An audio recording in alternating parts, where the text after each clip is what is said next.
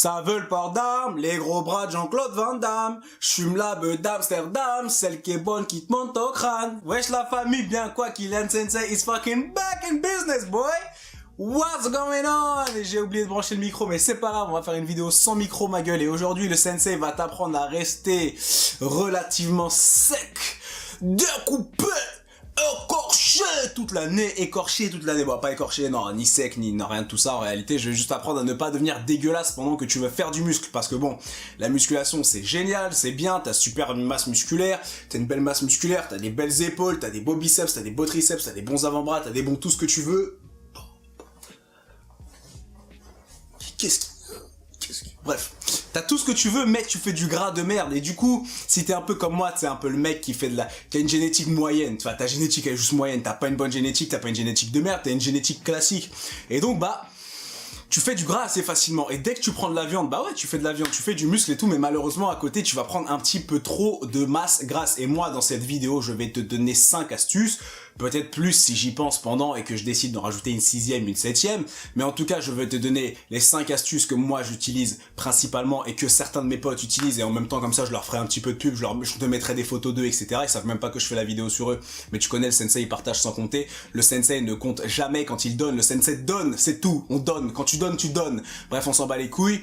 Aussi, petit message très rapide. YouTube, quand tu as 3 avertissements, ta chaîne est supprimée à vie. J'en ai déjà reçu 2. Donc ça veut dire que YouTube m'aime bien, mais pas trop.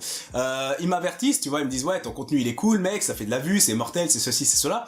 Mais attention, parce que prochain avertissement, tu te fais striker. Et donc, du coup, je vais créer un espace membre sur lequel je mettrai les vidéos les plus hardcore, entre guillemets, les plus trash talk, les plus controversées, les moins politiquement correctes. Et donc, je te tiendrai au courant, ça va arriver très prochainement. Ça fait 2 vidéos que je t'en parle, mais c'est normal, ça prend du temps à mettre en place, etc.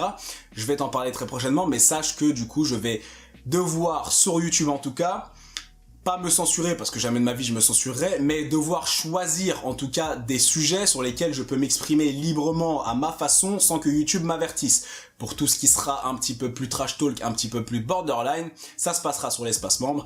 Mais du coup, sur l'espace membre, tu verras que on aura une communauté bien plus solide, bien plus soudée, que des gens qui kiffent vraiment ce contenu-là. Et puis, on aura un petit peu moins de rageux et de fragiles, etc. Moins de simp et tout. YouTube, ce sera vraiment pour tout ce qui sera le divertissement, la rigolade, etc. Les explications et l'espace membre. Il y aura toujours la rigolade, il y aura toujours ça, mais il y aura surtout une éthique, pardon, une belle éthique de travail. Moi, mon but, c'est que chacun d'entre vous qui a regardé ces vidéos, et encore une fois, merci toi qui regarde cette vidéo, là je te regarde comme ça dans les yeux, ma gueule, merci 1000 fois de regarder mes vidéos, merci de t'être abonné, merci de partager, merci de liker, merci d'être actif dans les commentaires, merci de me suivre sur les réseaux sociaux, merci de tout ça parce que c'est grâce à toi. Et je te dis toi parce que yes, on est 40 000 et quelques, mais chacun de ces 40 000 représente une personne, et là c'est à toi que je parle de façon individuelle. Merci, ma gueule. Bref, tout ça pour dire que moi j'ai envie que mes vidéos vous permettent vraiment de vous améliorer à tous les points, à tous les niveaux. Que ce soit niveau mentalité, que ce soit niveau business, que ce soit niveau éducation financière, que ce soit niveau séduction avec les femmes, que ce soit niveau musculation, condition physique, mentale, tout ce que vous voulez, j'ai envie que vous l'améliorez et je vais faire en sorte de vous aider. C'est pour ça que je me suis appelé Kylian Sensei, parce qu'un sensei est là pour tous ses élèves. Bref, fin du blabla, on passe tout de suite aux 5 astuces pour rester relativement bien proportionné toute l'année sans faire trop de fat, mais tout en faisant du muscle. Avant même de passer aux astuces, ma gueule, avant même de passer aux astuces, déjà si tu manges encore de la merde, façon gâteau, McDo, bonbons, coca, etc., etc., bah enlève ça déjà, ok? Je vais pas, c'est pas une astuce, c'est pas un tips, c'est pas un petit truc en plus, c'est juste logique. Si tu veux un bon corps, mange de bonnes choses. Si tu veux un corps de merde, mange de la merde, ça c'est pas problématique. Si tu veux vraiment avoir un corps de gros lard, c'est ton problème, c'est toi que ça regarde, mais si tu es sur cette chaîne, j'imagine que tu ne veux pas avoir un corps de gros lard, que tu vas avoir un corps attractif, qui est athlétique, qui est esthétique, et donc on lance. La première astuce, c'est que tu sois en prise de masse, que tu sois en perte de gras, que tu sois en quoi que ce soit, fais du cardio toute l'année, le cardio toute l'année. Et je te dis pas de faire du cardio en mode hardcore, je te dis pas de courir des marathons toute l'année, je te dis de faire, même quand tu es en prise de muscle, je te dis de faire 2 à 3 séances de cardio. Tu peux les faire en fin de séance, tu peux les faire sur tes jours de repos, tu peux faire de la simple corde à sauter, tu peux faire de l'elliptique, du vélo, tu peux faire de la course à pied très légère si tu n'es pas trop lourd, tu peux faire du roller, tu peux faire de la natation, tu peux marcher, tu peux faire de la marche rapide, de la marche athlétique, tu peux faire tout ce que tu veux, mais le cardio va te permettre de brûler des calories. Et le cardio basse intensité, comme je l'ai déjà dit dans une autre vidéo, le cardio basse intensité va te permettre de brûler des calories sans venir taper dans ton système musculaire ni d'économie dans ta récupération musculaire. Donc tu vas pouvoir faire du muscle et limiter la prise de gras. Je te dis pas que tu vas et faire du muscle et perdre du gras en même temps, même si c'est possible, alors que c'est vraiment compliqué, mais c'est possible et c'est très compliqué et très chiant à mettre en place. Donc autant choisir ce que tu veux faire, mais rien ne t'empêche en prenant du muscle de garder une belle condition. Donc fais du cardio toute l'année. Je te conseille 2 à 3 séances de 20 à 30 minutes, tranquille, rythme posé. Et je te conseille aussi bien sûr de marcher tous les jours, comme je l'ai déjà dit dans une autre vidéo, mais ça on ne le compte pas dans le cardio, c'est juste marcher tous les jours parce que ton corps a été fait pour le déplacement, ton corps a été fait pour le mouvement. Donc marche, lève ton cul, marche plus souvent, fais des activités un petit peu plus souvent et tu verras que tu resteras bien plus sec toute l'année tout en faisant de la bonne viande, mon pote. Bam! Y'a quoi?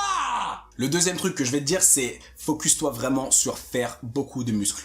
Fais du muscle, fais beaucoup de muscles. Plus tu es musclé, plus ton corps brûle de calories au repos. Donc plus ton corps brûle de calories au repos et donc plus tu peux être sec facilement. C'est pas compliqué. Écoute bien ce que je vais te dire, frérot. Quand tu as deux gars l'un à côté de l'autre, lui il fait 80 kg et il est à 20% de fat. Lui il fait 80 kg et il est à 8% de fat. Ok? Si les deux ont un même métabolisme de base classique, le mec à 8% de fat brûlera 1000 fois plus de calories que le mec à 20% de fat parce que lui, du coup, ses 80 kilos sont bien plus constitués de muscles alors que lui, c'est plus constitué de gras.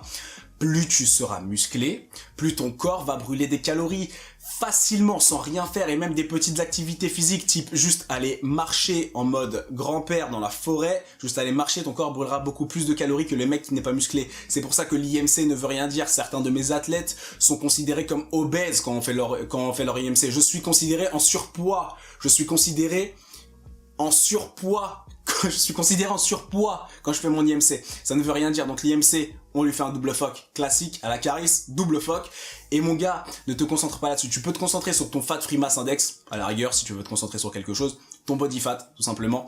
Donc essaye de faire un maximum de muscles. Tu verras que d'une, en plus d'avoir des meilleurs perfs et un meilleur physique et une meilleure santé, tu auras aussi une capacité à brûler plus de calories sans rien faire. Donc ça, c'est le tip numéro 2. Le troisième type, il va être en rapport avec les cheat meals. Le jour où tu veux faire des cheat meals, et je ferai une vidéo entière sur les cheat meals, parce que pour moi, il y a deux types de cheat meals, mais pour l'instant, je vais pas parler de ça, je vais dire juste le jour où tu veux faire des cheat meals. Avant ton cheat meal et après ton cheat meal, jeûne le plus longtemps possible. Jeûne le plus longtemps possible avant et jeûne le plus longtemps possible après. Certains des cheat meals que je fais, quand je les calcule et que je les rentre sur MyFitnessPal, ils dépassent les 8000 calories, les 9000 calories. C'est des cheat meals d'enculés, c'est des cheat meals ridicules. Enfin, c'était des cheat meals ridicules, je ne cheat plus comme ça. J'ai trouvé maintenant justement les deux types de cheat meals dont je te parlerai. J'ai trouvé mon juste milieu.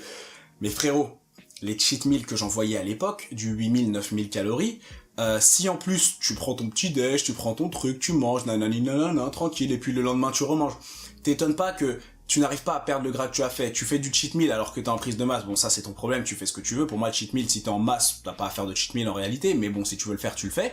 Mais t'étonnes pas derrière d'avoir un physique de bibendum, ma gueule. Et d'être musclé, certes, mais d'avoir aussi énormément de flotte et de gras. Et ça va te permettre de enlever beaucoup de calories autour.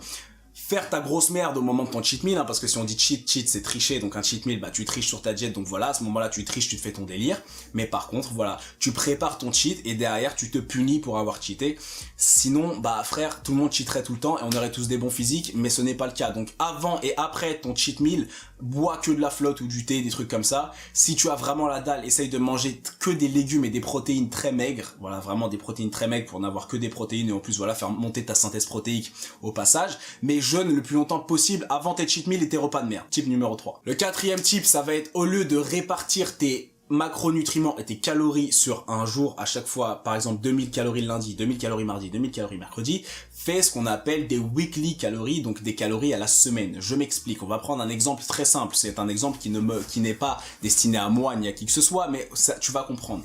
On va prendre l'exemple de Jean Dylan. Jean Dylan doit manger 2000 calories par jour. Jean Dylan s'entraîne 4 fois par semaine, ok? Donc Jean Dylan, il doit manger 2000 calories par jour. Il se dit, je vais en manger 2000 lundi, mardi, nanana, ainsi de suite jusqu'à dimanche. Moi, maintenant, je vais dire à Jean Dylan, écoute mec, 2000 calories par jour, si on multiplie du coup par 7, ça fait 14 000 calories par semaine. Les jours où tu t'entraînes, frérot, ton corps a besoin d'un petit peu plus d'énergie que les jours où tu t'entraînes pas, tu vois. Les jours où tu t'entraînes pas, effectivement, tu dois assumer la récupération, mais les jours où tu t'entraînes, tu dois aussi assumer la récupération, mais surtout, tu dois aussi assumer, l'entraînement. Donc je vais dire, écoute-moi mon petit Jean Dylan, tu as 14 000 calories à consommer sur ta semaine et tu t'entraînes 4 jours par semaine. Donc au lieu de manger 2000 calories par jour, les jours où tu vas t'entraîner, admettons, je prends des chiffres à la con, tu vas en manger 2500, parce que comme ça tu auras les 500 de plus qui vont te permettre de mieux assumer l'entraînement, de mieux récupérer, etc. Et les jours où tu ne t'entraînes pas, tu en mangeras moins. Donc on va faire le calcul rapidement. Jean Dylan s'entraîne 4 fois par semaine, il doit manger normalement 14 000 calories par semaine, 2500 par jour d'entraînement, il s'entraîne 4 fois, ça fait 10 000, donc il lui reste 4 000 en 3 jours, les 4 000 il va les diviser par 3 pour avoir chaque jour son total calorique, et du coup sur ces 3 jours il va se retrouver à 1333, non combien, 1000, combien, je sais pas, j'en sais rien en fait, 1333 calories par jour. Et donc là au total il aura toujours fait ses 14 000, mais les jours où il n'a pas fait de sport, il ne s'est pas goinfré comme un con avec des calories dont il n'avait pas besoin, il les a utilisées pour faire des séances plus intenses, plus difficiles, et donc les calories qu'il a mangées en plus sur ses jours d'entraînement, vu qu'il a pu s'entraîner plus dur, et bah il les a un petit peu plus éliminées entre guillemets, donc ça va lui permettre de rester plus sec sur le long terme. Il n'a pas besoin de manger 2000 calories si c'est son but, il n'a pas besoin de manger 2000 calories les jours où il ne fait rien à part geeker sur Fortnite ou sur Apex, tu vois, il n'en a pas besoin. Par contre les jours où il va squatter du 200 kg, bien sûr qu'il en a besoin. Donc au lieu de mettre tes calories sur la journée, mets tes calories sur la semaine ma gueule, et tu verras que c'est beaucoup mieux comme ça. Et c'est aussi beaucoup plus logique. Quand y penses, pense-y 2 secondes, c'est 1000 fois plus logique. Et la 5e et dernière astuce entre guillemets, encore une fois, ça va être des astuces, tout ça, ça devrait être des bases, ça devrait être des choses que vous comprenez de base, ça va être de faire des ce qu'on appelle en anglais les mini cuts. Les mini cuts en français on pourrait dire des mini sèches, mais encore une fois je vous ai expliqué qu'une sèche et une perte de gras, ça n'a rien à voir. Une sèche c'est perdre de l'eau une fois qu'on est déjà conditionné, une perte de gras c'est virer le gras. C'est complètement différent. Bref, donc des mini pertes de gras, des mini cuts, on va utiliser le terme mini cuts maintenant pour que tu comprennes bien, et en plus ça te permet de connaître quelques vocabulaires anglais spécifiques à la musculation. Donc si un jour maintenant tu vois écrit mini cuts quelque part, tu sauras de quoi il s'agit. Mais une mini cuts, en quoi ça s'agit Une mini cuts, en quoi ça consiste? Une mini cut, ça consiste à enlever les calories et en gros à faire un déficit calorique brutal mais très court, entre 2 et 4 semaines. En fait, tu vas être en déficit pendant 2 à 4 semaines, mais vu que tu vas être en déficit sur du court terme, tu peux te permettre de faire un déficit très agressif qui ne va pas complètement venir niquer tes gains. Au contraire, ça va te permettre de resensibiliser ton corps aux calories, de resensibiliser ton corps aux protéines, de resensibiliser ton corps à tout ça, et de dégager du fat inutile. Donc on va reprendre l'exemple de Jean Dylan. Jean Dylan qui mangeait 2000 calories par jour, 14 000 calories par semaine. Ne prends pas ces chiffres, encore une fois, c'est juste des mathématiques. Hein. Si t'es un mec, que t'es sportif, etc., ne mange surtout pas 2000 calories par jour, mange-en bien plus. Mais là, c'est pour l'exemple de la vidéo. Jean Dylan, au lieu de manger 2000 calories par jour, et ben il va faire un déficit agressif. Un déficit classique en général c'est 500 calories sous ta maintenance. Un déficit agressif, on arrive dans les 700-800. Donc là, Jean Dylan, au lieu d'être à 2000, il va être à 1200 pendant 2 semaines, 2, 3, 4 semaines. Vu que c'est sur du court terme, ça n'aura pas un gros effet négatif sur sa récupération, sur sa prise de masse musculaire, etc. Et puis en plus, à ce moment-là, il va pouvoir, au lieu de faire du volume d'entraînement, de progression, il va pouvoir faire un petit volume de maintenance, tu vois, petit volume de maintenance, dégager en 2 à 4 semaines un petit peu de fat pour pouvoir derrière continuer sa prise de masse pour continuer à faire du muscle, de la viande, pour derrière être plus musclé, et donc pour pouvoir derrière brûler plus de calories au repos, etc., etc. T'as compris tout ce que je t'ai dit. Donc, l'astuce numéro 5, ce sera de faire des mini cuts assez régulièrement, et quand je dis assez régulièrement, c'est dès que tu trouves que tu as un petit peu trop de chub dans le ventre, dès que tu commences à arriver vers les 20%, fais une mini cut, essaye de redescendre dans les 15 et après repars. Ou alors si tu veux être relativement clean toute l'année, tu peux te donner 10%, 12% comme base, et dès que tu arrives dans les 15, 16, 17, tu te fais un petit mini cut, tu redescends dans tes 12 et tu reprends ta prise de viande. Et comme ça, tu vas faire un cercle continu. Le côté ultra bulk pendant 4-5 ans, faire du bulk, devenir gros en muscle et tout, et derrière cut. Si tu veux cut 3 ans de bulk, mon pote, ça va te prendre 1 an et demi de cut. Tu vas être 1 an et demi en déficit. Non, c'est pas bon. En tant que naturel, il vaut mieux, 1000 fois mieux d'être en mode mini bulk, mini cut, mini bulk, mini cut, mini bulk, mini cut. Et en fait, au lieu de faire et après tu feras et au final, tu auras toujours un meilleur physique toute l'année. Les moments où tu trouves que tu as un petit peu trop de chub, un petit peu trop de gras, mini cut. Et au moment où tu sens que t'es bien, niveau body fat, t'es bien, tu kiffes le physique, tu relances la machine, tu relances le volume de progression, tu remanges plus de calories et tu progresses. Fin de cette vidéo ma gueule, j'espère qu'elle t'aura fait kiffer. On va bientôt repartir sur le contenu un peu plus développement personnel. On va aussi repartir un peu plus sur le contenu meuf, Tinder, ceci, psychologie féminine, etc. Tu connais, Kylian Sensei essaye de satisfaire tout le monde. Je fais les sujets que j'ai envie de faire. faire au rythme auquel j'ai envie de le faire. J'essaye de tout traiter, mais tu vois, j'ai envie de traiter tout, donc on va faire des petites phases comme ça. Frérot, j'espère que t'as kiffé la vidéo. N'hésite pas à la partager, à liker, à commenter, surtout commenter. La zone commentaire, elle est faite pour vous la famille. Pour tous les coachings, les consultations, ça se passe dans la barre d'infos. En tout cas les gars, j'espère que cette lumière vous aura plu. J'ai investi dans un petit truc pour la lumière. En tout cas, ça rend méga bien. C'est pas mal. La famille, merci d'avoir regardé. Killian Sensei fucking out. In 3, 2, 1, let's fucking go. Bah